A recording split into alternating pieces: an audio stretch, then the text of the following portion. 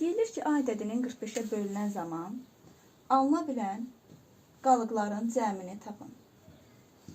Bilirik ki, qalıqlar böləndən bir vahid kiçik olur. Və burada alına bilən qalıqlar nələrdir? Qalıqlarımız 1, 2, 44-ə qədər olan ədədlərdir. Və burada alına bilən qalıqların cəmini tapmaq biz toplaya da bilərik. Sadəcə olaraq bu bizə daha uzun gələcəkdir deyənə. Alına bilən qalıqların cəmini tapmaq üçün düstur nədir? N vurulsun.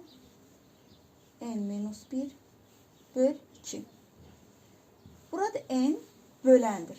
Yəni böləni düsturda yerinə qoyub biz alına bilən qalıqların cəmini rahatlıqla böyük ədədlərdə tapa bilərik.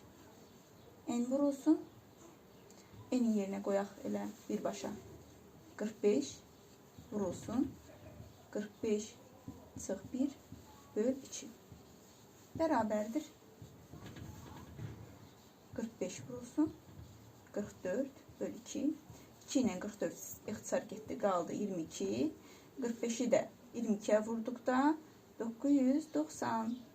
Deməli, 45-ə bölən zaman alınan qalıqların cəmi 990-dır.